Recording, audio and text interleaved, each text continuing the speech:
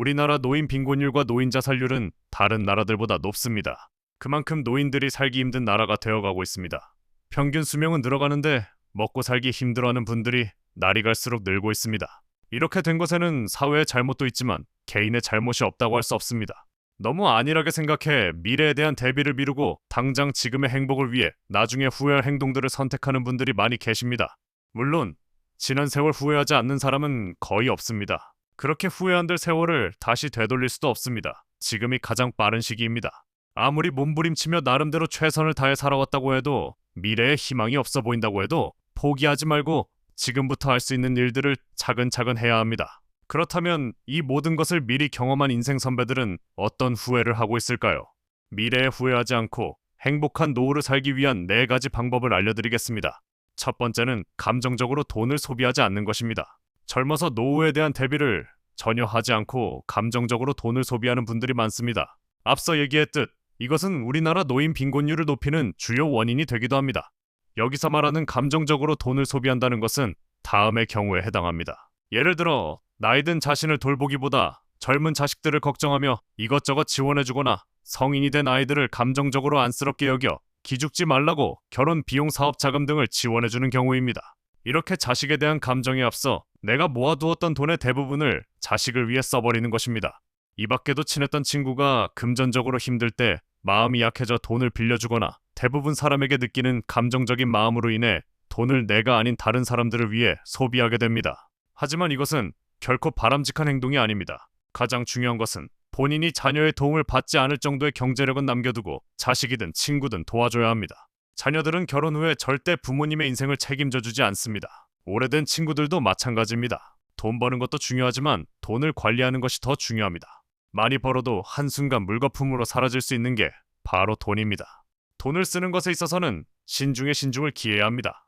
경제력이 뒷받침되어야 편안하고 행복한 노후를 살 수 있다는 것을 부인하는 분들은 없을 것입니다. 경제력이 뒷받침되어야 팔다리에도 힘이 생기게 되는 것입니다. 특히나 일생 동안 쓰는 의료비의 50%는 생애 마지막 10년에 집중 발생하게 된다고 합니다. 그러나 많은 분들이 이전의 모든 돈을 대부분 자식들을 도와주는데 쓰거나 생각 없이 한 소비들로 돈을 모으지 못합니다. 이렇게 되면 아파도 병원에 가지 못하는 최악의 상황이 생길 수 있는 것입니다. 대부분 이런 것들은 다 미래의 일이라고 생각해 잘 대비하지 않습니다. 당장 지금만 생각해서 돈을 사용하는 사람들이 많습니다.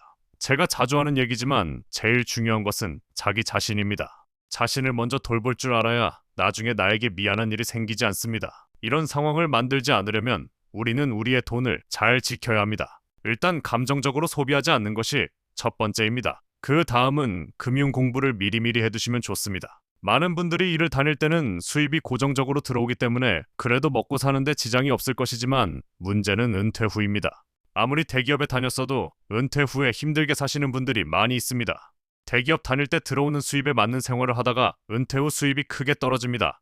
이때는 집에서 먹고 자는 것을 다 하기 때문에 생활하는데 들어가는 돈이 오히려 더 많아질 수 있습니다. 그렇기 때문에 미리미리 금융에 대한 공부를 병행함으로써 은퇴를 하더라도 경제적으로 무너지지 않게 만드는 것이 중요합니다. 미국의 부호 워렌 버핏의 재산 중 90% 이상은 65세 이후에 만든 것이라고 합니다. 또한 몇십 년 전 일본의 주식으로 개인 소득 1위를 달성한 코레카와 긴조도 본격적으로 주식 시작한 것이 63세부터라고 합니다. 그러니 너무 늦었다고 생각하지 마시고 쉬운 것부터 차근차근 공부하는 것이 중요합니다. 전미 연방준비제도의장 앨런 그린스펀은 문자 문맹은 생활이 불편할 따름이지만 금융 문맹은 생존이 달린 문제라고 지적했습니다. 안타깝게도 실제 뉴스나 기사를 보면 평생 모은 돈을 금융사 직원이나 주변 사람의 말에 따라 투자했다가 큰 손실을 봤다는 얘기가 흔합니다. 이렇듯 금융에 대한 지식이 없으면 한순간에 모든 돈을 날리게 될 수 있는 것입니다.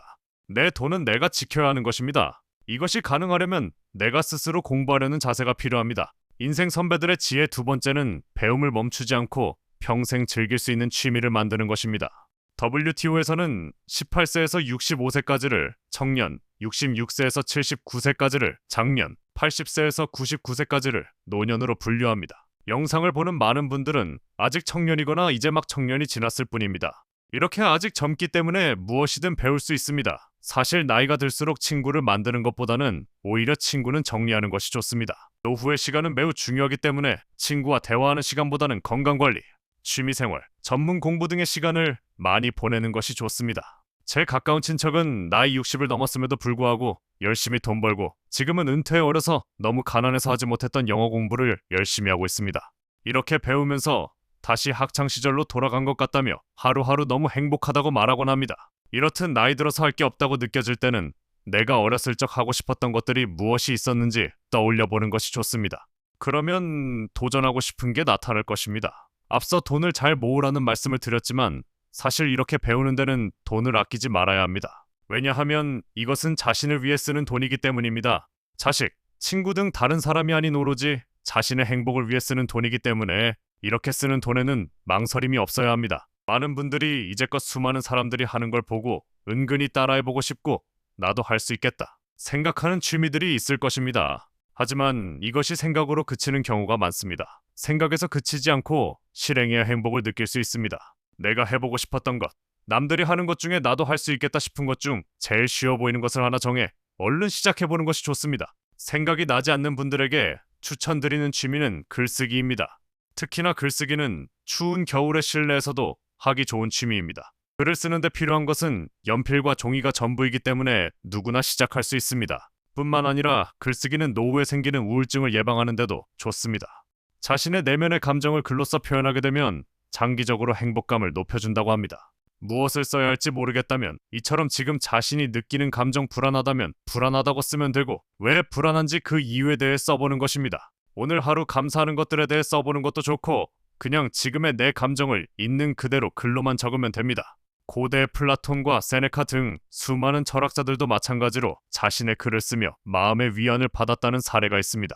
글을 굳이 남에게 보여주지 않아도 괜찮습니다. 어차피 내가 쓴 글은 나만 볼 것이기 때문에 정말 솔직하게 내 감정을 써내려가다 보면 마음이 안정되어가는 것을 느끼실 수 있고 글쓰기를 평생 할 수 있는 정말 좋은 취미로까지 만들 수 있습니다. 앞서 얘기했던 우울증 개선뿐만 아니라 이렇게 내면의 감정을 글로써 표현하게 되면 관절염이나 과민성, 대장 증후군 등의 만성 질환을 예방하는 데 효과적이라는 연구 결과도 있습니다. 뿐만 아니라 암 환자를 대상으로 글쓰기의 효능을 연구했는데 글쓰기를 하는 것만으로 암에 대한 통증을 완화시키는 역할을 하기도 했다고 합니다. 이 밖에 인지 기능을 높여주고 생각 정리와 스트레스 해소에 도움을 주는 글쓰기는 노년의 산책과 더불어 가장 추천드리는 취미 중 하나입니다. 글쓰기 대신 그림을 그리는 것도 아주 좋습니다. 그림을 그리는 것은 글쓰기와 마찬가지로 많은 준비물이 필요하지 않고 실내에서도 충분히 할 수 있는 취미입니다. 은퇴 후에 취미로 그림을 배우고 싶다는 분들이 상당히 많습니다. 실제로 그림 그리기는 치매의 바로 전 단계인 경도인 지장에 걸릴 확률을 70% 이상 낮춰준다는 연구 결과도 있습니다. 그림을 그릴 때 손의 미세한 움직임과 관련한 신경이 활성화되고 고도의 집중력을 요하기 때문에 뇌에 지속적으로 자극을 줍니다. 또한 그림 그리기에 빠지는 사람들은 그림을 그리는 동안 쓸데없는 잡념에서 벗어날 수 있기 때문에 그림 그리는 것에 큰 매력을 느낍니다. 노후에는 아무래도 젊었을 때보다 시간이 많아지게 됩니다. 시간이 많아지다 보니 잡생각이 많아지게 되는데 과거의 일부터 앞날에 대한 걱정 등 별로 나에게 도움이 되지 않는 머릿속의 잡념이 계속 생각날 수 있습니다. 그러다 보면 우울증이 오게 될 수도 있습니다. 특히나 혼자 사는 독거노인들은 고립감과 외로움 등으로 괴로운 하루하루를 보내는 경우가 많은데 그림을 그리는 취미는 고도의 집중력을 요하기 때문에 이런 우울한 생각들에서 벗어나는 것에 큰 도움을 줍니다. 그림을 그리는 것은 몸을 쓰는 다른 취미들과는 달리 평생 할 수 있습니다. 연필을 들 힘만 있어도 즐길 수 있는 것이 바로 그림입니다. 한 번만 배워두면 나중에 더 나이가 들어 무료할 때마다 그림을 그릴 수 있습니다. 이렇듯 글쓰기와 그림 그리기는 심리적, 정서적인 측면에서 많은 도움을 줄 수 있으니 꼭 한번 시도해보셨으면 좋겠습니다. 나이가 들었다고 해서 배움을 멈추지 마세요. 앞서 WTO의 연구 결과처럼 여러분들은 아직 젊기에 뭐든 할 수 있습니다. 인생 선배들의 지혜 세 번째는 여행을 떠나는 것입니다. 여행이 우리의 삶에 가져다주는 활력은 남은 노후를 보내는데 큰 도움을 줍니다. 여행이라고 먼 곳에 떠나야만 하는 것은 아닙니다. 새로운 장소에 가보는 것 그 자체만으로도 여행이 될 수 있습니다. 아무 경치 좋은 곳에 돗자리 깔고 음악을 틀어놓고 흘러가는 구름을 보는 것만으로도 좋은 여행이 될 수 있는 것입니다. 아직 우리가 알지 못하는 세상은 너무나 많습니다. 그것을 다 보고 즐길 수는 없겠지만 세상의 좋은 것들을 최대한 즐길 수 있다면 그것은 인생을 살아감에 있어 나에게 귀한 경험이 될 것입니다. 여행은 사실 계획하는 그 자체만으로도 우리에게 설렘을 줍니다. 여행을 떠올리는 것 자체로 행복감을 느낀다는 분들이 많습니다. 여행지에 대해서 알아보면서 가볼 만한 곳, 맛있는 음식, 경험할 수 있는 것들에 대해 고민하는 그 자체가 즐거움이 되고 삶의 활력을 불어넣어줄 수 있다고 합니다. 이렇게 가끔은 일상에서 탈출해서 새로운 곳에 갈 계획을 짜고 직접 실행으로 옮기게 된다면 이것은 뇌에도 아주 긍정적인 효과를 주게 됩니다. 하버드 대학교에서 진행한 연구 결과에 따르면 젊은 뇌를 유지하려면 새로운 경험을 해야 한다고 말합니다. 보통 나이가 들면 뇌가 굳어진다고 생각하지만 사실은 나이 때문에 뇌가 굳어지는 것이 아니라 새로운 경험을 하지 않아서 뇌가 굳어진다고 합니다. 또한 여행을 하다 보면 새로운 사람들과 만날 수 있습니다. 그들과 깊은 관계를 유지하라는 것이 아닙니다. 그저 새로운 장소에서 새로운 사람과 이야기를 나누는 것만으로도 나에게 좋은 경험이 될 수 있습니다. 많은 분들이 코로나로 인해 여행을 많이 가지 못했었지만 이제는 제한이 거의 없어졌기 때문에 그동안 가고 싶었던 곳이 있었다면 제일 가까운 곳을 골라 여행을 떠나보는 것도 좋습니다.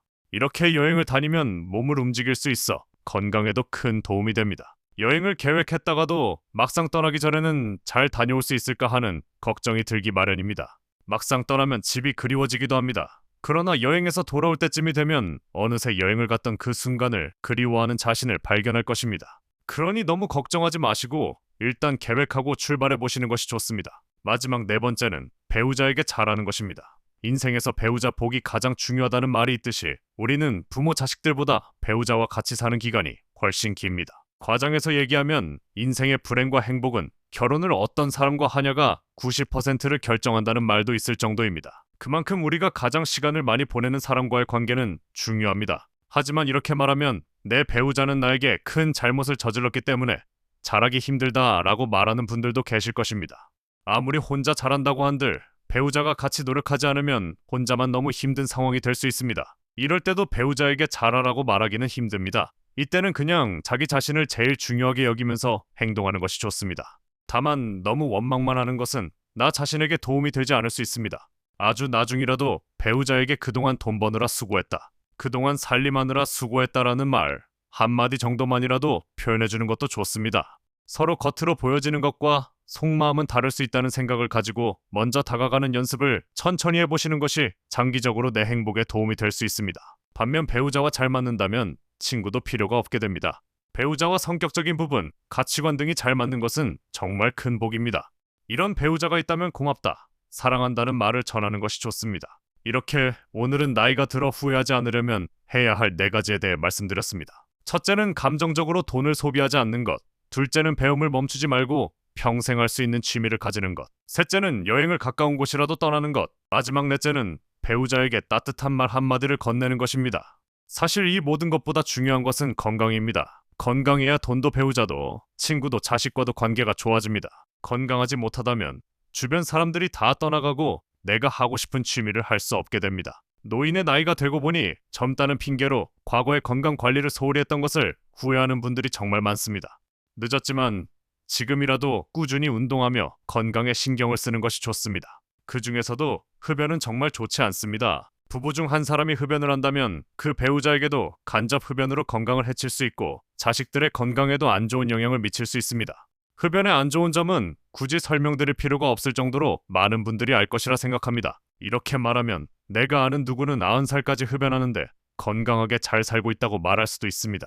하지만 이는 특이한 경우일 뿐입니다. 흡연을 해서 건강을 유지하는 사람보다 그렇지 않은 사람들이 훨씬 많습니다. 이렇듯 자기 자신과 가족을 위해서라도 힘들지만 조금씩 흡연 횟수를 줄여나가고 필요하다면 금연 상담을 받아 꼭 금연에 성공하셨으면 좋겠습니다.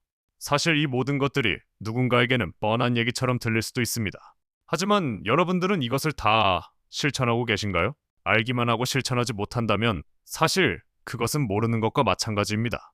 이 영상을 계기로 오늘 말씀드린 것 중에 한 가지만이라도 실천한다면 여러분들은 더 나은 노후를 보내실 수 있을 것이라 확신합니다. 실천하는 사람만이 행복한 여생을 보낼 수 있다는 사실을 잊지 마시기 바랍니다.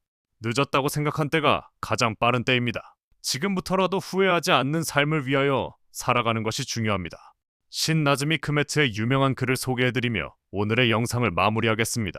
어느 날 나는 신과 인터뷰하는 꿈을 꾸었다. 내가 물었다. 인간에게 가장 놀라운 점이 무엇인가요? 신이 대답했다. 어린 시절이 지루하다고 서둘러 어른이 되는 것, 그리고는 다시 어린 시절로 되돌아가기를 갈망하는 것, 돈을 벌기 위해 건강을 잃어버리는 것, 그리고는 건강을 되찾기 위해 돈을 다 잃는 것. 미래를 염려하느라 현재를 놓쳐버리는 것. 그리하여 결국 현재에도 미래에도 살지 못하는 것. 결코 죽지 않을 것처럼 사는 것. 그리고는 결코 살아본 적이 없는 듯 무의미하게 죽는 것.